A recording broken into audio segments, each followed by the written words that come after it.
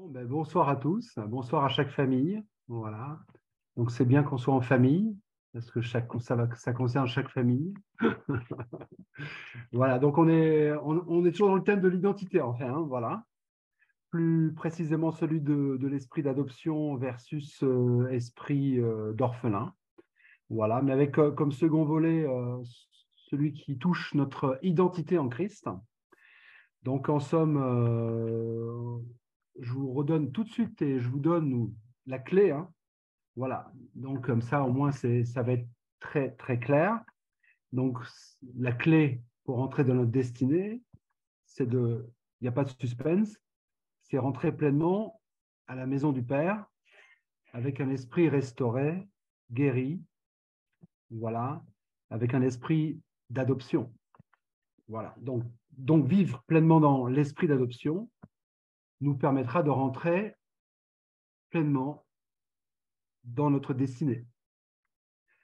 Voilà. Mais la contrepartie, évidemment, si c'était si beau que cela, je pense que nous serions tous dans notre plénitude de destinée.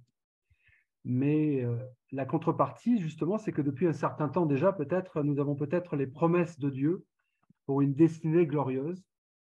Peut-être qu'on a bien commencé, voilà, et que nous avons marché dans cette destinée dès le début de notre conversion ou pas, mais sans vraiment la finaliser, l'achever. Donc, on s'est arrêté pour une raison ou pour une autre. Et on a à ce moment-là perdu la vision, en fait. On a perdu la vision, on a perdu la discipline, parfois même. Et puis, comme cela va avec, on est tombé peut-être dans la déception. Et on a laissé tomber, en fait. Voilà. Alors, moi, j'ai un parcours, je ne vais pas vous expliquer mon parcours, mais voilà, ça ressemble aussi un petit peu à ça. Alors, peut-être que cela n'est pas aussi simple que cela, hein. Peut-être que d'autres sont dans leur vocation depuis toujours. Et c'est ce qu'on souhaite à chacune de nos familles, c'est ce que Dieu a voulu dès le départ, que nous rentrions pleinement et rapidement dans notre destinée. Voilà. Mais peut-être que ce n'est pas aussi simple que cela. Voilà. À l'heure actuelle, on vit peut-être une sorte de frustration, voire d'amertume, faute d'avoir totalement réalisé cette destinée. Voilà, donc peut-être qu'on est arrivé à une forme de statu quo, avec une forme d'équilibre sur le plan humain. Voilà, mais il y a quand même une forme de symphonie inachevée à l'intérieur de notre cœur. Eh bien, mes amis, je peux affirmer que, non pas par moi-même, par mes propres paroles, mais par la parole de Dieu, qui n'est jamais trop tard pour le réaliser.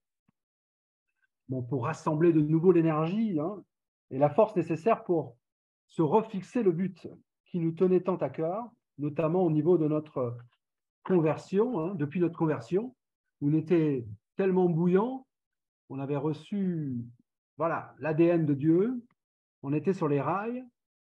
Voilà. Alors sachez que on n'est pas dans le championnat du monde de football ici ce soir, il n'y a pas de compétition. Voilà. Donc chacun en a une destinée qui lui est propre. Voilà, donc ce n'est pas la France contre l'Argentine, il y aura pas qu'un vainqueur ce soir. Chaque famille a sa récompense, en fait, chaque médaille. Hein, on est dans un stade où on n'a pas à courir les uns contre les autres, mais on a à courir, voilà, sur sa destinée. Hein. L'apôtre Paul avait dit, j'ai achevé la course. Voilà, donc il y avait une course à achever, et nous avons tous une course à achever.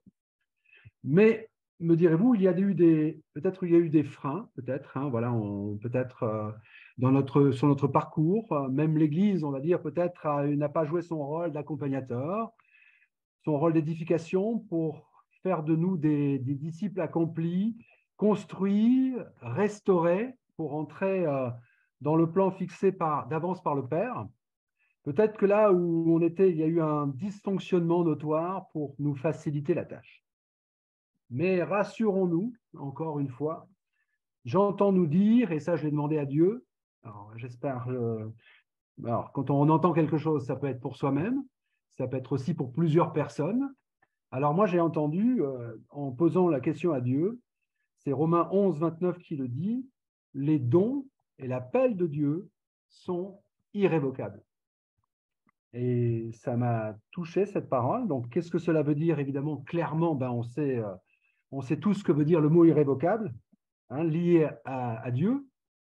Ça veut dire très clairement qu'il n'y a pas d'ambiguïté ici. Dieu nous appelle à une ou des missions précises afin que nous les accomplissions. Et Dieu veut avoir le dernier mot sur notre vie pour la marquer pour l'éternité de son sceau de bénédiction du Père qui a soin de ses enfants et qu'il veut bénir de manière absolue, il veut bénir de manière absolue chacune de nos vies. Donc, ces décisions sont irrévocables. Clairement, ça veut dire, évidemment, hein, comme vous le savez bien, c'est que Dieu ne reviendra pas sur ses décisions, quel que soit notre parcours, aussi chaotique ou aussi rebelle qu'il ait pu être à cause volontairement ou involontairement. Dieu, de nouveau, veut nous rappeler ce qu'il nous a promis. Alors, je ne sais pas où vous en êtes, hein, mais voilà, en tout cas, à l'image, et je prends l'image de Jacob dans la Bible, qui avait transmis, hein, donc Dieu nous a transmis des paroles, hein, des paroles, des promesses. Donc, Jacob, hein, qui en tant que père, avait aussi transmis des paroles prophétiques donc à ses enfants et à ses petits-enfants Manassé et Éphraïm. Et Dieu vous nous les transmet d'autant plus. Lui qui est notre Père céleste, il a voulu de manière délibérée, qui a voulu de nous, hein, de manière délibérée. Hein. Il nous a choisis comme famille pour habiter avec nous dans le ciel pour l'éternité. Voilà. Et en exemple, Jacob a prophétisé sur Juda. Alors, qu'est-ce qu'il a prophétisé? Il a prophétisé sur Juda la force et la royauté du lionceau, la force de caractère et la qualité du leader. Alors, si on veut reprendre la parole, hein, c'est dans Genèse 49. Hein. À Nephtali, il lui a communiqué la grâce et la beauté, due à ses qualités d'artiste. À Asher, il lui prophétisa le bonheur. Vous voyez, c'est varié. Hein. On a tous un ADN différent et on a tous une destinée différente. À Zabulon, c'était la prospérité marchande au travers du commerce de ses navires. À Isaacar, c'était la force. Et à ses petits-enfants, Manassé, il a communiqué à Manassé la capacité de pardonner. Et à Éphraïm, un fruit double. Donc, comme les fils et les petits-fils de Jacob, nous avons tous reçu des promesses, tous reçu des bénédictions. Et comme je pense que nous avons tous reçu des promesses, si cela n'était pas le cas, Dieu nous invite en tout cas à les rechercher ardemment, mais pas tant les promesses elles-mêmes, de manière absolue, mais de manière plus absolue, le Dieu des promesses. Voilà. Je pense à un missionnaire un jour qui revenait des champs de mission. Il avait bien crapahuté et travaillé pour le Seigneur et avec le Seigneur. Et il était arrivé sur un quai, hein, après avoir fait la traversée pour arriver chez lui. Et il a vu une grande foule. Il s'est dit, oh, quel accueil! Et il a vu, et toute la foule s'est dirigée vers quelqu'un, mais ce n'était pas lui. Et c'était un artiste qui était là, un artiste du monde, voilà. Et tout le monde s'était dirigé vers lui. Il s'est retrouvé tout seul avec ses valises. Et il a senti une solitude à l'intérieur de lui. Et il lui disait, mais... Et puis il a entendu la voix de Dieu qui lui disait, mais qu'est-ce qui te reste dans tout ça? Mais il dit, ah, c'est moi, c'est toi et moi, en fait. Voilà. Et ça me fait penser à cette histoire-là. C'est-à-dire que notre véritable attachement, c'est le Dieu des promesses. Hein. Donc celui qui est capable, hein, parce que si on s'attache aux promesses, on peut parfois être déçu si on ne les atteint pas. Mais par contre, si on revient à Dieu, qui est lui le Dieu des promesses, et qui est le Dieu le renouvellement des promesses, alors on ne sera pas déçu parce qu'il va nous les rappeler, il va nous les redonner, il va nous encourager à reprendre le flambeau. Voilà. Et peut-être que sommes-nous dans une lignée familiale où...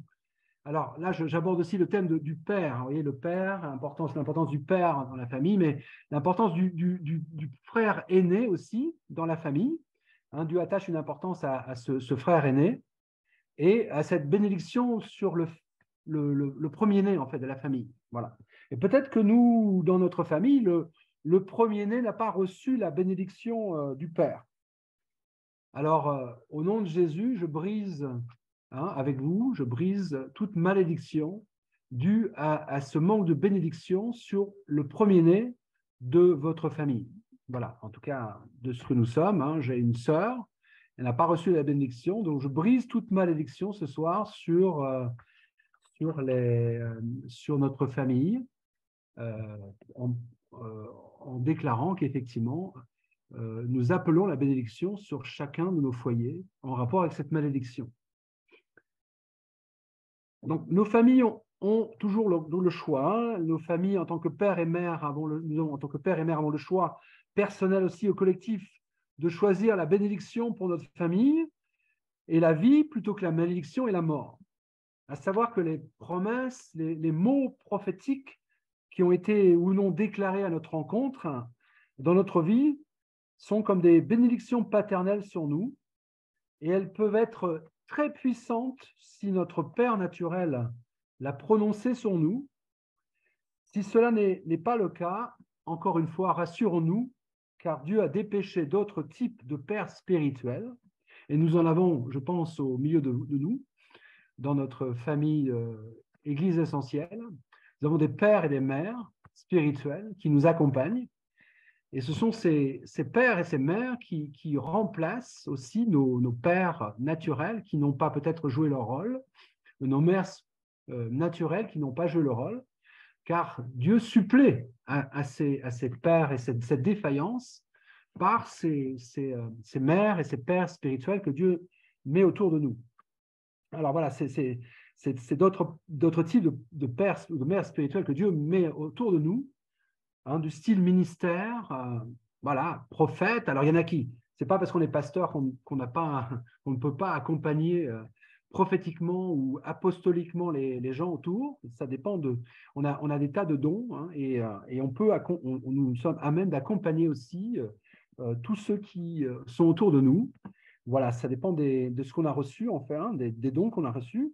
Voilà, donc il y a les prophètes, les apôtres, les ministères dons qui nous accompagnent, et les dons même exercés pour nous, pour que nous remettre, nous rappeler notre appel, nous confirmer dans notre appel. Dernièrement, nous avons été confirmés dans notre appel aussi, parce qu'il y a longtemps qu'on voulait servir, mais qu'on avait, à cause d'un problème d'identité, dont on en parlera tout à l'heure, nous n'arrivions pas à nous rattacher à cet appel, nous rattacher à cette destinée.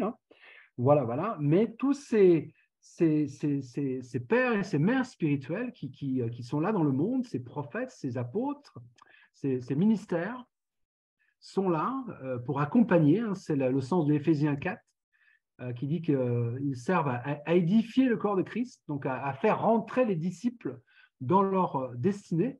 Voilà, c'est ce aussi à quoi ils sont appelés. C'est le cadre, si on prend un tableau, c'est le cadre, c'est les bordures, c'est ce qui fait l'encadrement du tableau, et nous peignons à l'intérieur, et nous avons nos ministères qui nous encadrent et qui nous permettent de bien peindre, de bien rentrer dans le tableau. Ça, c'est le but des ministères aussi. Voilà, donc voilà, ça fait du bien donc d'être encouragé, de se faire rappeler que Dieu désire toujours que nous le servions dans l'appel particulier qu'il nous a adressé. Et Dieu a à sa disposition et le désire profondément nous donner tous les moyens pour répondre à cet appel. Donc de son côté, il fera tout. Dieu fera tout. Nous, si nous sommes découragés, nous sommes dans la déception, nous sommes peut-être loin, mais Dieu va faire tout pour nous remettre sur les rails divins de notre vocation et de notre plan A, du plan A qu'il avait pour nous et qu'il a toujours pour nous. Donc ces promesses que nous avons reçues, nous avons juste besoin de les croire. Alors s'il y a peut-être une sorte d'aide qu'on peut se donner, c'est que cette promesse que nous avons, il est bien, je ne sais pas comment vous faites, mais c'est vrai que on les réécoute, ces promesses, on les croit d'abord, parce que si Dieu nous dit quelque chose, il est difficile de remettre en cause ce qu'il dit, en fait. Voilà. Et le fait peut-être que c'est pas volontaire, c'est inconscient, qu'on les a reçus un jour, et peut-être qu'on les a crus sur le coup, peut-être, mais on les a laissés un petit peu partir, on les a laissés un peu mourir quelque part. Et Dieu veut qu'on remette cela. Hein. Un des symptômes, c'est notre flamme. Voilà. Si notre flamme, elle brûle pas vraiment d'une flamme incandescente, quelque chose qui brûle pour notre service, c'est que quelque part, on a perdu soit de ce premier amour ou de cette flamme qu'il s'agit de rallumer, en fait. Voilà. Et ces promesses que nous avons reçues, nous avons besoin, de les croire. Donc, de les recroire, en fait, de les remettre de nouveau devant devant nous, les croire à nouveau, les déclarer dans la sphère spirituelle, devant Dieu, devant les anges, devant l'ennemi, car ces paroles que nous avons, ces prophétiques que nous avons reçues un jour, véhiculent la vie et l'esprit. Voilà. Et si on néglige ces promesses, si on néglige de vivre vraiment quotidiennement avec ces promesses, voilà, moi j'aime bien cette parole de Reinhard Bonnke qui disait qu'à un moment donné, dans cette flamme, ce zèle qu'il avait, il disait j'ai vécu de promesse en promesse, je suis allé de promesse en promesse, et il disait maintenant je vais d'accomplissement en accomplissement. Et j'aimais beaucoup cette parole parce qu'elle me faisait beaucoup de bien à l'époque en théorie. Voilà, et maintenant elle me fait du bien parce que je comprends mieux avec la maturité et le destiné qui est revenu sur ma vie, sur notre vie, je comprends mieux ce qu'il veut dire et que c'est une flamme permanente à entretenir pour vivre dans ce surnaturel, pour vivre dans cette flamme permanente, ce désir, ce premier amour, et qui nous permettra, à force d'être donc ces promesses qui à force d'être crues, déclarées, qui finiront par s'accomplir dans le naturel et dans le surnaturel, et dans le naturel et dans le surnaturel également. Voilà, donc, alors, vraiment, le sujet, alors, ce n'est pas si facile, évidemment, je viens de dire un petit peu comment ça se passe pour une destinée, mais voilà, mon sujet, qui était ce qui me tenait à cœur, et c'était celui de rentrer dans sa destinée à tout prix, voilà, et je vais parler d'une clé négative, en fait, une clé négative, c'est donc à connaître, c'est celle de l'esprit d'orphelin. Alors, qu'est-ce que c'est que l'esprit d'orphelin? Moi, personnellement, j'ai compris ça une fois qu'on m'avait parlé de mon problème d'identité. Voilà, alors je vais juste faire une parenthèse. Hein. Il y a à peu près, je ne sais pas, 6 à 8 ans, je suis parti en Hollande dans le désir d'apprendre encore dans l'évangélisation. Donc, je suis parti avec un Torben Sogendarm qui était dans Last Reformation et qui était là pour 3 semaines. Voilà, donc enseignement le matin, l'après-midi dans la rue pour prier pour les malades. Et donc j'avais soif, mais j'avais un gros problème, c'était mon identité. Et donc le dirigeant là-bas, un jeune, l'a tout de suite vu, il m'a pris 4 heures, tout de suite entre 22h et 2h du matin. Le lendemain matin, il n'a pas pu enseigner tellement qu'il m'avait ciblé, il m'avait vraiment coaché. Et il m'a pris tous les versets dans les Éphésiens, Corinthiens, etc., sur mon identité en Christ. Et il a vu, il a déclaré que tous ces problèmes de peur venaient dans mon identité floue et qu'il fallait que je travaille dessus. Voilà. Et donc, il m'a pris ces versets. On a parcouru ensemble pendant 4 heures tous ces versets dans Éphésiens et Corinthiens. Et ça a été la prise de conscience que j'avais laissé traîner pas mal de peur de l'enfance et que j'avais un sort de nouveau départ à reprendre, voilà. Et ce qui me laisse à penser que effectivement, donc cet esprit d'orphelin, cet esprit où on a des peurs. Alors c'est pas, on a un esprit d'adoption et on a un esprit orphelin d'un côté totalement. Voilà. Il se peut qu'on ait un esprit d'adoption, voilà, mais qu'on a gardé quelques brides d'esprit d'orphelin. Hein, c'est-à-dire que si on a un des symptômes, c'est les peurs. Donc, si on a encore pas mal de peurs, alors voilà, donc je ne suis pas dans le jugement, on est d'accord. Moi-même, je suis revenu personnellement dans toutes ces peurs. Et donc, c'est aussi pour aider peut-être ceux qui ont besoin et moi-même, je pense qu'on a toujours des peurs quelque part, qui n'ont pas été vaincues. Hein. Alors, ce n'est pas seulement la peur de l'araignée, ça peut être la peur, la claustrophobie, ça peut être la peur de l'eau. voilà, moi j'ai vaincu pas mal de peur de l'eau, peur de la hauteur, etc. Voilà, donc peut-être j'ai sûrement encore quelque part là qui nichait quelque part à l'intérieur, qu'il faut déloger, qu'il faut essayer de trouver. Voilà, par le Saint-Esprit, évidemment, Dieu ne force rien, ce n'est pas des hommes qui vont nous aider personnellement, c'est Dieu qui vient par le Saint-Esprit nous dénicher cela, nous mettre en lumière cela, et dans son côté gentleman, il va nous aider à les découvrir et à guérir de cela. Voilà. Et j'ai une parole qui me vient, c'est celle qui dit que le royaume de Dieu en est forcé, et ce sont les violents qui s'emparent du royaume de Dieu. Matthieu 11, 12. Donc, c'est une parole tirée de son contexte qui pourrait être dangereuse, mais car Jésus nous dit que ce sont les doux et les humbles qui hériteront la terre. Oui, c'est vrai.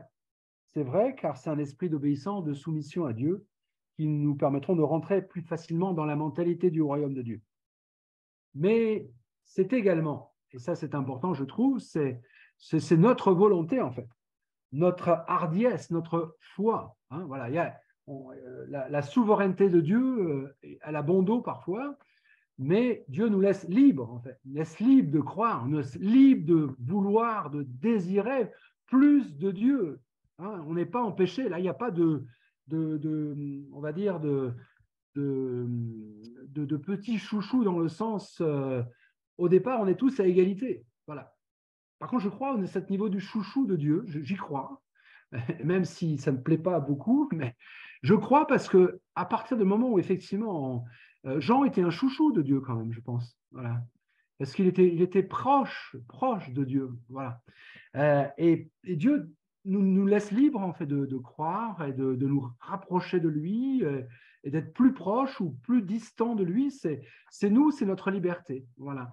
Et je pense que cette notion de liberté est importante. Notre persévérance à vouloir rentrer dans notre appel. Voilà. C'est là où je relais ce niveau de persévérance, de foi, de volonté, etc. Prenons l'exemple de Jacob. Jacob, c'est effectivement, ça ne plaît peut-être pas à tout le monde, mais Jacob s'est emparé violemment du droit d'aînesse. Jacob s'est emparé violemment de la bénédiction de son frère aîné. Hein, il a déclaré à Dieu, je ne te laisserai pas aller avant que tu ne m'aies béni. Voilà. Et ça peut être notre prière ce soir. Seigneur, je ne te laisserai pas avant que tu me rappelles ce que tu m'as communiqué à un moment donné dans ma vie. Voilà. Et moi, j'appelle effectivement cette bénédiction sur chacune de nos maisons, si vous le voulez bien. Voilà. Et c'est vrai que si on prend l'exemple des 4 hommes avec le paralytique qui ont amené le lit du paralytique pour forcer, hein, donc dans le toit, même si les toits étaient différents avant, hein, les toits des Juifs, des Israélites, n'empêche qu'ils ont forcé ce toit, hein, pour pouvoir faire rentrer ce paralytique, voilà, par une voie qui n'était pas celle habituelle, pour permettre justement de toucher le royaume et la grâce, en fait. Voilà. Et il y a des fois où il y a je ne sais pas ce que vous en pensez, mais on peut prendre plein d'exemples. Hein. Moi, à un moment donné, c'est vrai, j'ai un problème d'identité, donc c'est vrai. Alors je disais, voilà, mais c'est pas grave. Mais j'étais volontaire malgré tout. J'étais là, je voulais à la bénédiction. Je voyais qu'il y avait plein de jeunes qui faisaient plein de guérisons dans la rue et j'en faisais moins. Et j'ai dit, mais non, c'est pas normal. Voilà, j'ai le même Jésus en moi. Voilà. Le tout, c'est de le libérer, en fait. Voilà. Et j'essayais de forcer la main, j'essayais de me mettre avec les jeunes qui faisaient plus de guérison. Et j'allais avec ces jeunes et de nouveau, la bénédiction était là et de nouveau, j'appelais la bénédiction et les guérisons étaient là, plus nombreuses. Voilà. Pareil pour le brigand à la croix qui était là apparemment destiné à l'enfer aussi. Donc, et dans un sursaut de volonté, de foi, il va s'emparer avec force du pardon et de la promesse du salut pour son âme. Et ça va le conduire, voilà, à partir au ciel avec Jésus. La femme cananéenne aussi, qui a dû être violente et se faire violence pour s'emparer de la délivrance pour sa fille, au point que Jésus lui dit, femme, ta foi est grande, qu'il te soit fait comme tu veux. Voilà, comme tu veux. Voilà. Donc Dieu a fait appel à notre volonté, et voilà, et je pense à notre volonté ce soir. Donc, ce sont ceux donc, qui s'opposent, et pour résumer cette parole sur ce sont ceux qui sont violents, qui s'emparent du royaume de Dieu. Donc, ce sont ceux qui s'opposent fermement et farouchement à l'ennemi, qui rentrent dans leur pleine destinée. Où nous devons être violents, nous ne le soyons pas donc envers les personnes, bien évidemment, en aucun cas, mais contre l'ennemi, contre les démons, contre nos peurs aussi. Voilà, nos peurs sont des symptômes de choses qui ne devraient pas nous habiter, qui sont bien souvent symptomatiques de notre esprit d'orphelin.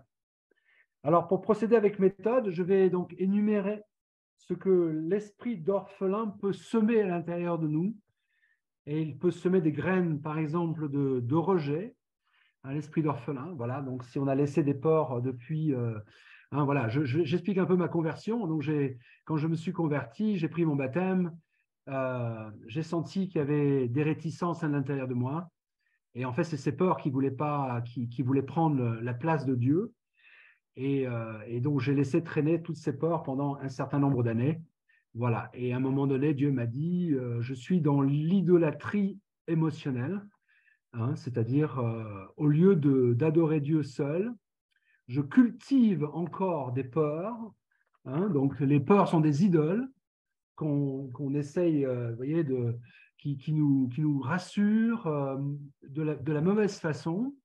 Parce qu'on se planque derrière ces peurs pour ne pas agir, pour être immobilisé. Donc, cela nous rassure quelque part, mais nous empêche de rentrer plus en avant dans la véritable volonté de Dieu d'évacuer toute forme de peur. Voilà. Donc, encore une fois, je ne suis pas dans le jugement, mais donc cet esprit d'orphelin nous sème des graines de rejet, des noyaux de douleur, des semences de chagrin, des embryons de dépression. Voilà. Il engendre aussi chez nous avec une mauvaise estime de nous-mêmes, ainsi qu'une identité confuse. Voilà, comme je prenais l'exemple quand j'étais aux Pays-Bas, mais également une perte de potentiel, hein, et de destinée au sein plein du terme. Donc, pour résumer, un esprit d'orphelin se sent adopté au sein d'une famille où tous les autres enfants seraient naturels. Donc, il n'a ni d'authentique identité, enfin, c'est au niveau du sentiment, hein, tout ça, c'est au niveau de sa croyance, ni de destinée, il se sent rejeté, sans foyer, il se sent exclu ou banni, dans une forme de séduction, dans une forme d'idolâtrie. Hein. Donc l'idolâtrie, c'est en fait, c'est s'attacher. Et Jésus, c'est pour ça qu'il passait beaucoup de temps à dénoncer l'idolâtrie des pharisiens, hein, c'est-à-dire l'aspect je m'attache à la religion. Je ne sais pas m'attacher à Dieu, donc je m'accroche à quelque chose qui est faux, à quelque chose qui est rassurant, mais qui est une apparence. Hein. Il parlait de sépulcres blanchis, parce qu'à l'intérieur d'eux, leur cœur n'était pas guéri, leur cœur n'était pas à Dieu, mais ils s'attachaient à l'apparence, à paraître dans le temple.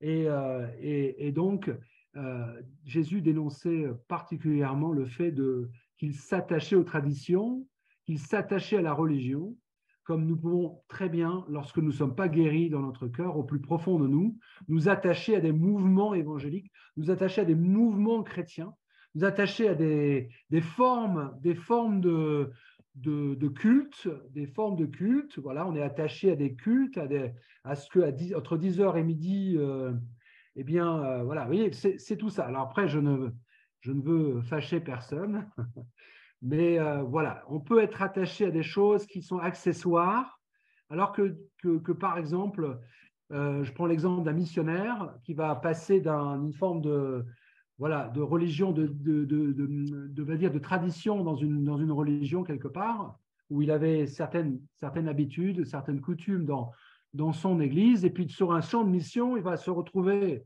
complètement dans un désert, en fait, quelque part, où il n'y a plus ces cultes, voyez, ces cultes qui sont là, qui sont donnés à telle heure. Il n'y a plus la bénédiction voilà, de la fin d'un ministère. Il n'y a plus, voyez-vous, toute cette tradition qui peut faire en sorte qu'on soit attaché plus à la tradition qu'à Dieu lui-même. Et là, je pense qu'un missionnaire en plein centre, en plein désert africain, ben, je peux vous dire, j'ai vécu quelques semaines avec un missionnaire, je peux vous dire qu'il a tout quitté, sauf Dieu. Voilà. Et je pense que cela nous aide à comprendre quel est le sens de l'idolâtrie. Voilà. L'idolâtrie, c'est s'attacher à toute autre chose, c'est donner son cœur, s'attacher à tout ce qui peut nous, quelque part, nous détacher ou nous éloigner de Dieu. Voilà. Et Dieu déteste et jaloux de toute forme d'idolâtrie. Et dans l'Ancienne Alliance, c'est beaucoup ce qui est attaché. Le veau d'or, hein, vous voyez, on ne croit plus à Moïse, on ne croit plus à Dieu qui a fait rayonner Moïse. On s'éloigne et on s'attache à un veau d'or. Voilà. Alors, quel est notre veau d'or? Est-ce que notre veau d'or, c'est juste peut-être s'attacher à une forme de religion, une sorte de forme de culte, une forme vous voyez, de coutume? Voilà, elle peut avoir différentes formes, plus qu'à Dieu. Voilà, alors, nous, on a vécu un désert d'une quinzaine d'années hein, dans le sud-ouest, donc je peux vous assurer que si on n'était pas attaché à Dieu, je pense qu'on serait très loin maintenant. Voilà. Mais Dieu nous a vraiment, ce qui m'a vraiment permis, je peux vous témoigner de cela, et c'est pour ça que je suis attaché à ce thème ce soir, c'est le thème de la destinée en Christ. Si vraiment, et je ne savais pas ce que j'allais vivre pendant 15 ans, si vraiment Dieu ne m'avait pas rappelé, ne m'avait pas insufflé par l'Esprit de Dieu, ce à quoi j'allais être appelé, je peux vous assurer que je serais très loin. Et Dieu a utilisé beaucoup de jeunes à l'époque, voilà, pour me convaincre qu'il y avait quelque chose à l'intérieur de nous qui fait qu'on vibre beaucoup plus facilement et qu'il y a quelque chose, il y a une lumière qui s'allume, il y a une vibration qui s'allume à partir du moment où Dieu nous insuffle des promesses, où Dieu nous insuffle une destinée. Voilà. Et donc, je vais prendre juste le texte de Éphésiens 1, de 3 à 14, qui définit d'une manière fabuleuse notre destinée sous la forme d'un héritage. Dieu, au travers de Jésus-Christ, nous a transmis un héritage, et notre héritage en Christ. Donc, ce n'est pas l'héritage absolu auquel il faut s'attacher, donc c'est plutôt le Fils, l'héritier. C'est à lui qu'il nous faut s'attacher. Donc, je résume le texte dans Éphésiens 1. On ne va pas le lire, mais si vous voulez, vous pouvez le prendre. C'est Éphésiens 1, versets 3 à 14. Et qui dit quoi? Qui dit que nous avons été choisis en Christ pour être saints et sans défaut. Alors, sans défaut, je cherche à savoir ce que c'était vraiment sans défaut. Clairement, ça veut vraiment dire sans honte, sans culpabilité, sans péché. C'est vrai qu'on peut vivre une vie chrétienne avec de la honte, on peut vivre une chrétienne avec de la culpabilité. Et c'est vraiment des poisons pour notre vie et nous voulons nous en débarrasser. Et deuxièmement, nous sommes prédestinés à être ces enfants d'adoption. Au passage, c'est notre première identité. Sa qualité, avant même d'être sacrificateur, roi ou prophète, c'est vraiment que nous sommes des fils et des filles de Dieu bien-aimés. Hein. Et troisièmement, par son sang, nous sommes rachetés et pardonnés de toutes nos fautes. Donc, il n'y a plus de condamnation, il n'y a plus de culpabilité. Ces choses-là ont disparu. Ils ont volé en éclats à la croix du Calvaire. Et nous nous sommes appropriés quand nous avons reçu la révélation de Christ dans notre vie. Par son sang, nous sommes rachetés et pardonnés de nos fautes. On pourrait donc rajouter purifier, justifier, sanctifier, qui veut dire de nouveau mis à part pour Dieu. Et pourquoi faire? Voilà. Et c'est la question que nous pouvons nous rappeler, nous demander à Dieu ce soir, notamment pour faire des choses que personne d'autre ne peut faire que nous-mêmes. Il n'y a personne d'autre. Les choses que Dieu nous a données, il n'y a personne d'autre qui peut les faire en dehors de nous. C'est incroyable. Nous avons un ADN spécifique, quelque chose d'unique. Et Dieu nous a appelés à quelque chose d'unique. Et il faut chercher à le savoir. C'est le chercher comme un trésor. Voilà, c'est chercher comme un trésor. Chercher Dieu comme un trésor, chercher sa destinée également. Donc, on nous a fait connaître le mystère. Quatrièmement, on nous a fait connaître le mystère de sa volonté pour nos vies. Nous avons été choisis également ou désignés suivant le plan de Dieu. Sixièmement, nous sommes marqués en Christ par le sceau du Saint-Esprit. Alors, c'est Reinhard Bonnke qui aime parler du Saint-Esprit en nous, hein, cette onction, cette puissance qui doit nous habiter de manière constante, hein, qui fera que cette flamme est toujours sur nous, cette flamme est en nous et qu'elle doit nous habiter de manière permanente. Donc, Éphésiens, pour moi, ça reste sans doute un des textes les plus fondateurs pour parler de notre identité en Christ et notre héritage en Christ. Donc, en résumé, selon la parole de Dieu, nous avons un riche et glorieux héritage en Christ. Le problème, c'est juste que de nombreux chrétiens, ou un certain nombre de chrétiens, ne savent pas ou ne connaissent pas ou échouent pour différentes raisons à comprendre cette vérité incroyable. Oui, nous sommes co-héritiers avec Christ. Hein. Et quand Derek Prince posait la question à son auditoire, quand il parlait de destinée, il disait, voilà, il prenait le verset dans, je crois que c'était dans 2 Timothée, hein, il disait que nous sommes choisis et nous avons reçu un saint appel. Un saint appel. Voilà, ce n'est pas un appel commun, ordinaire, en fait. Voilà. Et il posait la question, il dit, qui est sauvé ici? Et il y avait 90%, plus de 100% qui étaient là, ou quasiment, qui levaient la main. Et il dit, maintenant, qui a été appelé? Et là, il n'y avait plus que 10% de personnes.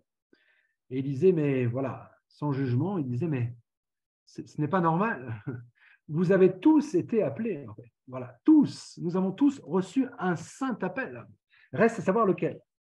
Voilà. Et la clé, donc, pour rentrer dans ces merveilleuses bénédictions du salut en Christ, hein, voilà, on peut résumer la destinée par le salut, hein, dans d'autres théologies, elle est donnée par la prière de Paul, en fait, hein, dans les versets 17-18 de Éphésiens, qui prie suite à ces versets, de versets 3 à 14, et qui dit, c'est de connaître Dieu dans sa volonté davantage. Donc, chercher à connaître davantage, hein, c'est une des clés, chercher à connaître davantage Dieu, en fait, la personne de Dieu, hein, que Dieu a fait reluire sur les faces de Jésus. Et c'est pour ça que ces faces de Jésus reflètent la gloire de Dieu. Et c'est sur les faces de Jésus, en face à face avec Jésus, que nous serons de nouveau, nous recevrons toute l'inspiration et toute l'aide de Dieu pour nous permettre de voir, de comprendre quel est à la fois qui est Dieu et ce qu'il attend de nous.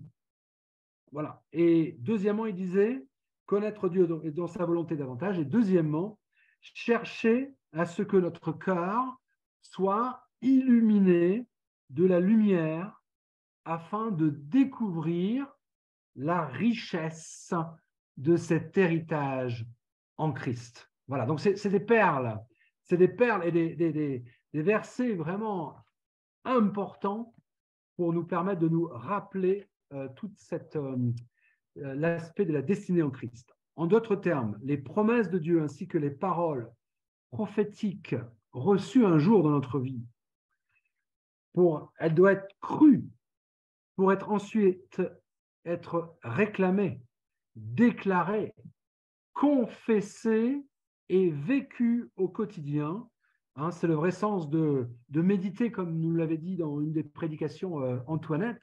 Elle avait dit que méditer, c'était rugir. Voilà. Et rugir, c'est ça, c'est qu'elle doit rugir à l'intérieur de nous. D'accord? Alors, rugir, c'est pas. On ne peut pas rester là, silencieux, tranquille. Ok, on est tranquille parce qu'on a la paix avec Dieu. Mais ça doit bouillir, en fait. Ça doit bouillonner à l'intérieur de nous. Et parce que c'est cette méditation de la parole, ces déclarations, ces paroles confessées, ces paroles qui sont crues, confessées à l'intérieur de nous, ils font un effet à l'intérieur de nous, ils créent un effet, ils sont inscrits en lettres d'or dans les profondeurs, dans les plus grandes profondeurs de notre vie. Donc c'est bien donc le fait de croire et de prêter attention et d'honorer aussi, honorer les paroles de Dieu, hein, honorer les vérités de Dieu, notamment à notre sujet, hein, pas seulement de manière générale, honorer la parole, aimer la parole, comme dit les psaumes, notamment le psaume 119, où il est rappelé constamment que le psalmiste David aime, médite, aime les préceptes, la parole, les commandements, hein, etc. Mais en même temps, le fait voilà, de prêter l'oreille, d'honorer les vérités de Dieu pour nous. Donc, qu'est-ce que Dieu nous dit ce soir? Voilà. Est-ce que encore on a quelques voiles?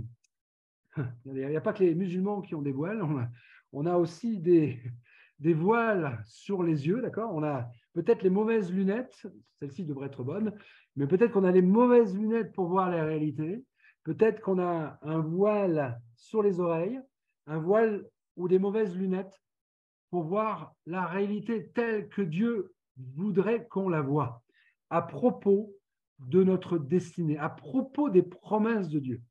Alors, je sais pas, moi, je sais pas ce que vous en pensez, mais c'est pas que je suis à la recherche des prophètes, hein, ou des mots prophétiques, mais je vais quand même, si elles se perdent, je vais quand même demander à Dieu qu'il me les donne directement, ou si j'ai du mal à les avoir directement, que je demande à Dieu d'utiliser des frères et des sœurs, hein, des prophètes, des apôtres, des frères et des sœurs pour me rappeler ces promesses.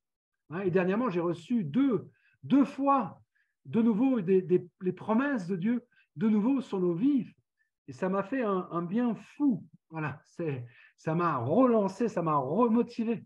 Voilà, donc c'est vrai que, alors peut-être effectivement, je ne les confesse pas assez, je ne les médite pas assez. Voilà, et on doit croire vraiment à ces promesses, croire en ces promesses, parce que c'est Dieu qui nous l'a communiqué. Et c'est pas n'importe qui, c'est pas un homme qui nous les a communiqués, c'est Dieu qui nous les a communiqués. Voilà. Donc, on peut prier effectivement. Hein, voilà. Donc, il y a un appel à revenir, hein, comme le fils prodigue. Voilà, le fils prodigue s'est éloigné, mais on a parfois, sans être des fils prodigues qui se sont de nouveau vautrés dans le péché le plus absolu, etc.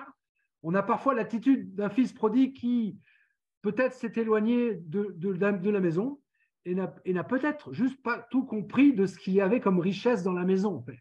Voilà. Et si le fils prodigue, comme le fils aîné d'ailleurs, se sont éloignés de la maison, c'est aussi, je pense, parce qu'ils n'ont pas compris les richesses dans la maison du Père. Ils n'ont pas compris qui était vraiment le Père. Un Père d'amour, un Père qui prenait soin d'eux, un Père qui avait tout pour eux dans la maison.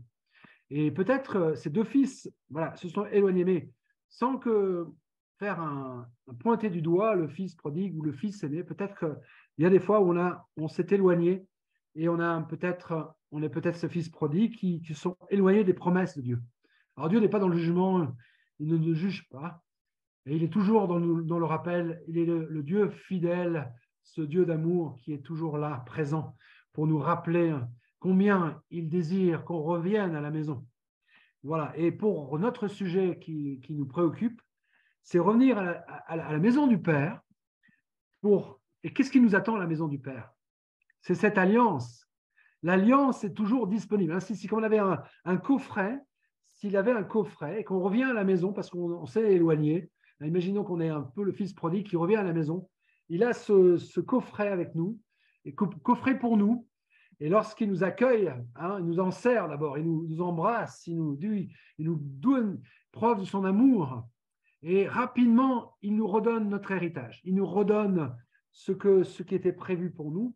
Et dans ce coffret, à l'intérieur de ce coffret, il y a cette alliance de Dieu par Jésus, cet héritage. Il nous redonne cette alliance, premièrement. Deuxièmement, il nous donne les dons. Il nous redonne les dons. Ce qui est en nous, ce qui a été déposé en nous, que ce soit les dons de l'esprit, les talents, tout cela, il nous les redonne, il nous les rappelle pour le servir, et la coupe de bénédiction. Voilà, et c'est important dans notre sujet qui nous préoccupe.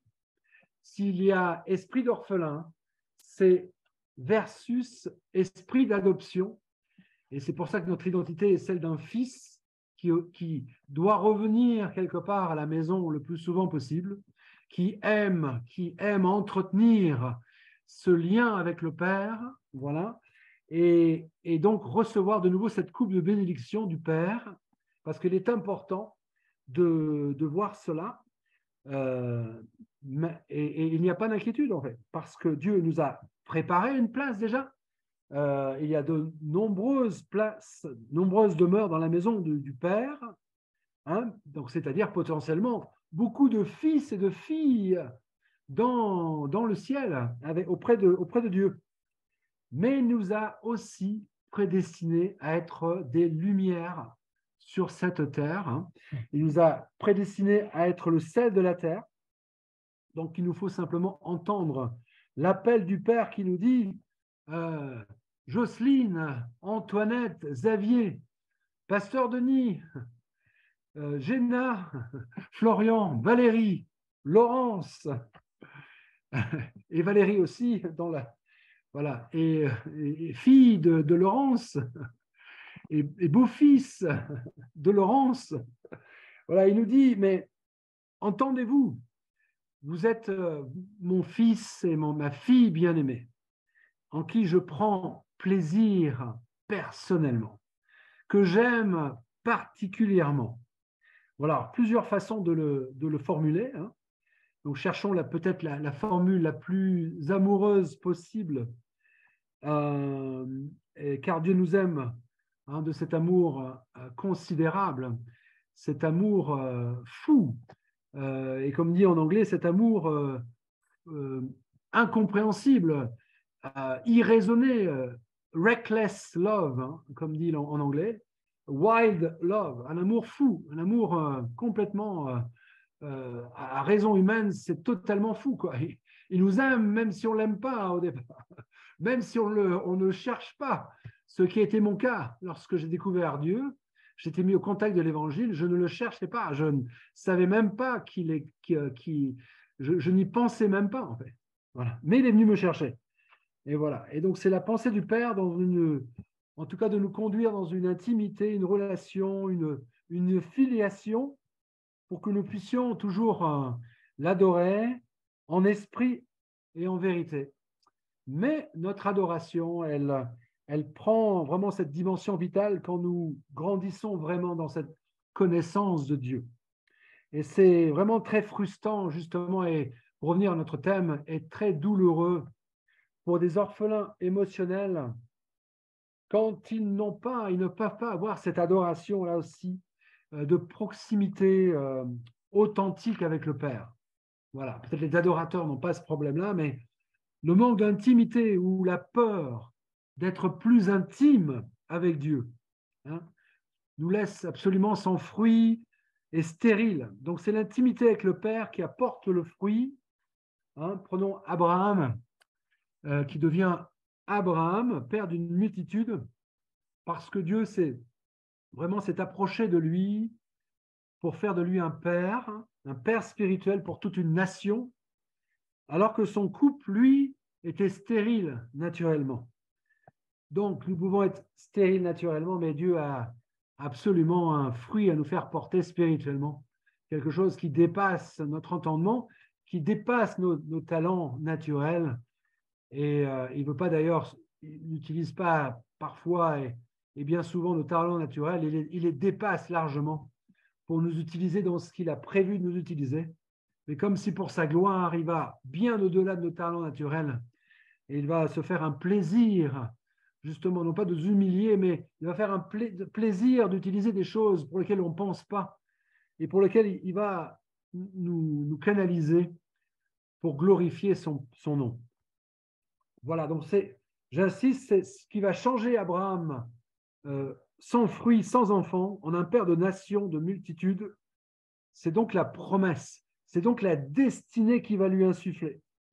Et donc cette paternité d'Abraham va engendrer des fils et des filles en multitude, hein, voilà, naturellement, mais aussi dans la foi, et qui va le conduire à une terre promise de lait et de miel.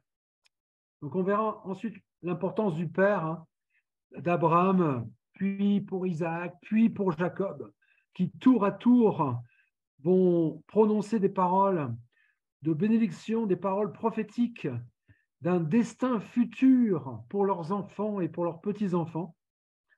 Et on voit donc cette importance dans ce thème de l'importance du Père pour transmettre la vie, la bénédiction, et le fait également par l'imposition des mains. On voit que dans la parole, l'importance de l'imposition des mains, un Père naturel peut transmettre la vie, un Père spirituel aussi, des ministères comme des apôtres, des prophètes, sont des transmetteurs de vie. Voilà, donc laissons-nous entourer des ministères qui vont nous permettre de revenir ou d'aller plus loin dans notre destinée. Quand un père transmet des bénédictions de la part de Dieu, cela brise aussi le cycle de la honte. Dans tous les cas, l'enjeu ici, c'est de laisser Dieu nous aimer, de laisser Dieu nous transmettre son amour paternel, ce qui nous apporte ce dont nous avons besoin, évidemment, sécurité, confort, paix, tranquillité, guidance, conseil, bénédiction, prospérité, destin, etc., etc. Voilà. Et c'est pour ça que je voudrais qu'on puisse prendre cette prière maintenant, si vous voulez bien. Prière que je laissais sur Essentiel, sur le mur Essentiel avec Fiona. Voilà, que nous bénissons au passage. Parce que tout notre cœur, c'est d'emmener nos enfants dans leur héritage. Voilà. Et qu'ils soient corporels, spirituels. Voilà. Donc, je vous invite à prendre. Donc, il y a plusieurs points. Il y a pas mal de points, mais je voulais être un peu exhaustif pour parcourir tout ce qui pourrait nous empêcher de rentrer dans notre destinée. Donc, il y aura un second volet, je pense, pour les groupes, pour aller plus loin dans l'aspect mariage avec maison du Père, voilà. Mais à ce niveau, c'est une prière de stratégie pour notre destinée et la bénédiction du Père.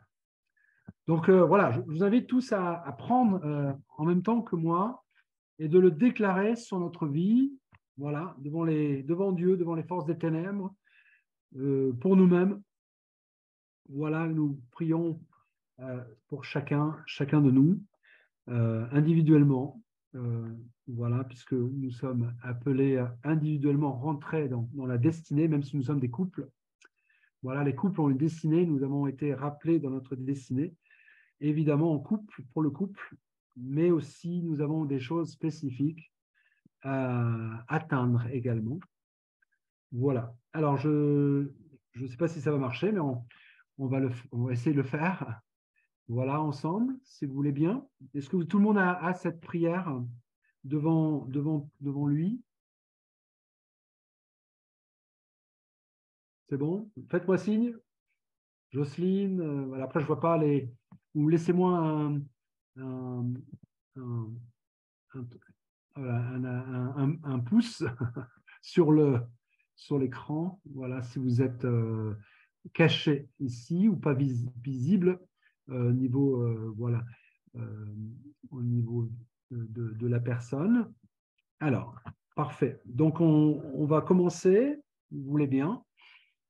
Alors, Père, tous ensemble, en même temps, hein. Père, je choisis de voir chaque chaîne brisée sur mon potentiel et ma destinée qui a été liée par l'avortement, mais aussi par un manque de bénédiction. Amen. Deuxièmement, je réclame mon héritage en Jésus, de venir à moi dans la bénédiction du Père. Troisièmement, je ne serai pas lié dans mon identité et ma destinée. Je serai libre.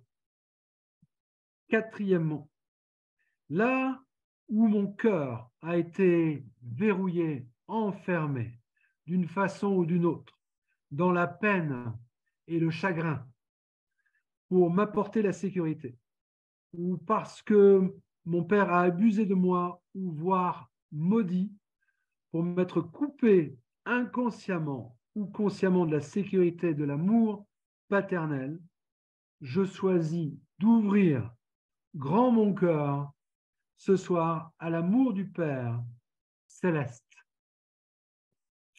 Cinquièmement, je choisis de recevoir tout son amour qui est suffisant pour que je vive en personne libre. Sixièmement, là où je me suis senti émotionnellement bloqué, je choisis la plénitude émotionnelle afin que je reçoive l'amour venant de la bonne source. Et je choisis de venir à la source de l'amour inconditionnel du Père. Septièmement, je choisis de sortir du mode avion, de voir du Père et avoir fui du Père terrestre et ou céleste et m'être enfui de ce que j'avais le plus besoin. Huitièmement, je choisis de revenir dans les bras du Père. Je choisis l'intimité du Père. Neuvièmement, je te pardonne, Père, là où tu m'as déshonoré et maudit. Et si vous avez des événements spécifiques, si vous êtes concerné ici, vous pouvez nommer ces événements spécifiques. Je vous laisse une minute pour ça, pour nommer des événements spécifiques, là où j'étais déshonoré, là où j'étais maudit, là où j'ai reçu des paroles négatives de la part du Père, je les refuse. Mais je pardonne à mon Père. Je pardonne. Je pardonne là où je n'ai pas été encouragé. Je pardonne à mon Père terrestre. Dixièmement, je te pardonne, papa, là où tu ne m'as pas béni ou parlé en bien de moi. Je te pardonne, papa. Je pardonne mon Père terrestre de ne pas m'avoir béni ou de ne pas avoir parlé de bien en moi. Onzièmement, je te pardonne pour ne pas avoir eu à mon égard des gestes ou des paroles d'encouragement ou de réconfort, ou pour ne pas m'avoir protégé de ma mère ou de toutes sortes d'abuseurs.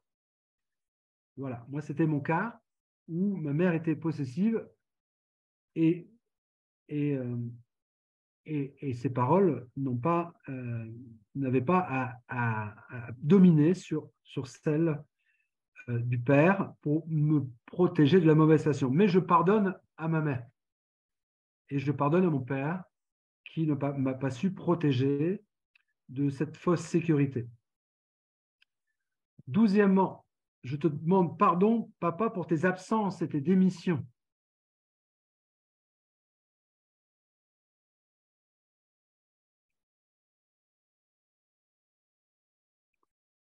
13e, je te pardonne de mon amertume et ma frustration. Voilà, je pardonne.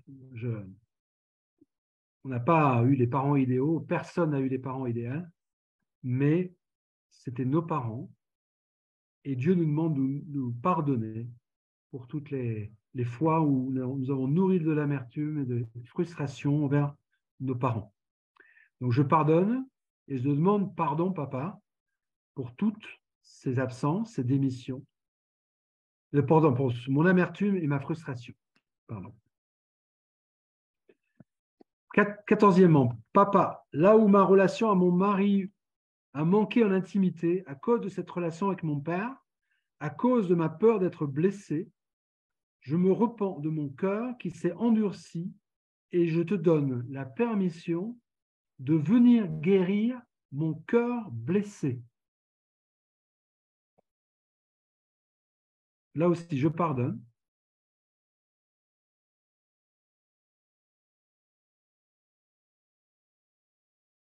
Là où nous n'avons pas su être intimes, suffisamment intimes, bon, il y a du travail, hein, mais voilà, mais c'est le début peut-être de quelque chose. Papa, en 15e, là où mon adoration a été affectée à cause de ma peur d'être rejeté.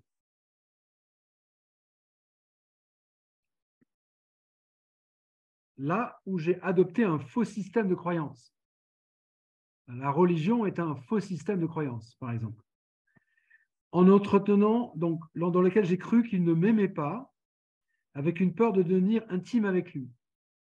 Voilà. Je demande pardon à mon Père, Père céleste, de m'être planqué dans la religion et ne pas m'avoir, de pas lui avoir permis de rentrer dans mes profondeurs.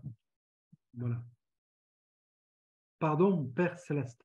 Je reconnais que la chose dont j'ai besoin le plus, c'est l'adoration, le fait de t'aimer, et pendant le temps de l'adoration, la liberté de le laisser m'aimer. J'aime beaucoup ces églises où on laisse du temps à la louange et l'adoration pour permettre à donner du temps à Dieu de venir nous aimer. Alors, il n'y a pas que la musique, hein, mais il y a cela. 16e, là où je me sentis comme Ésaü à cause de la génération des premiers-nés qui ont perdu la bénédiction du Père, là où je me sens blessé de ne pas avoir hérité de la bénédiction.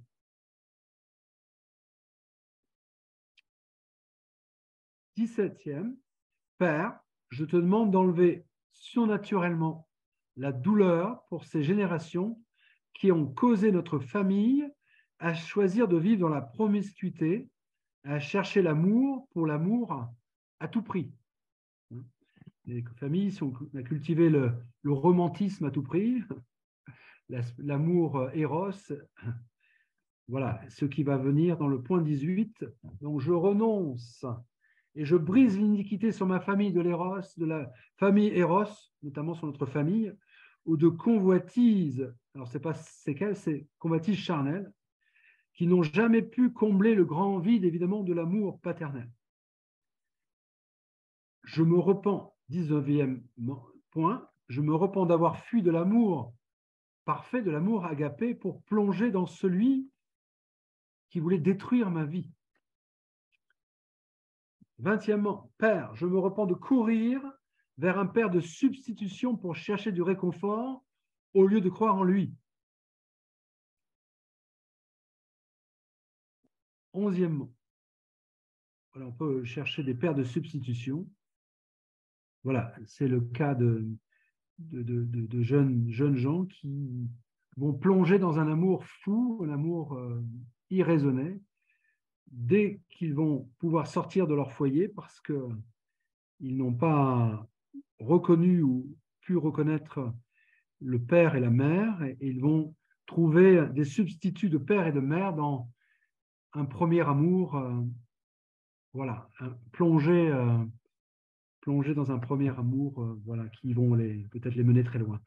21e, je renonce à toutes les attitudes d'Ésaü qui sont encore dans mon cœur. 22e, je réclame l'attouchement, l'affirmation, la bénédiction divine et la déclaration prophétique sur ma vie et même la bénédiction de mon Père sur mon mariage. Alors peut-être que je n'ai pas été béni dans mon mariage par mon Père naturel, qui n'a pas approuvé mon mariage, comme moi ça a été le cas, mais je pardonne.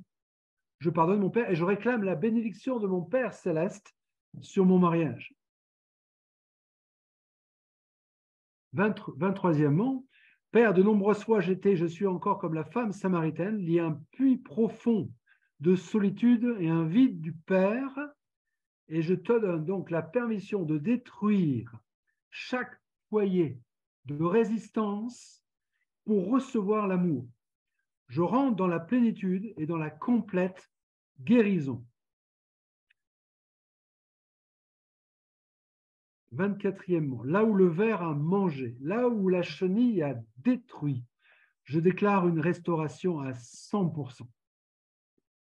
25e, je relâche ma vie dans son plein potentiel, sa fécondité, sa bénédiction, son alliance et sa prospérité à 100% dans le nom puissant de Jésus. 26e, je choisis de venir dans la plénitude du vrai cep. 27e, là où il y a eu un blocage émotionnel qui m'écarte de me greffer pleinement au cep, Jésus-Christ, je réclame un nettoyage complet, une relâche afin que je sois greffé, afin que je puisse connaître la plénitude de l'union dans le Père et dans le Fils. Jésus dit, je suis dans le Père, vous êtes en moi et moi en vous. 28e, alors, je choisis de demeurer pleinement dans le cep. Je déclare que ma vie apportera le fruit qui demeure et le fruit qui glorifiera mon Père, la fécondité et mon héritage dans le Père. Merci Seigneur. Voilà. Et nous appelons des Déborah, nous appelons des Esther, nous appelons des David, nous appelons des Gédéon à revenir au Père et à rentrer dans leur appel ce soir. Amen.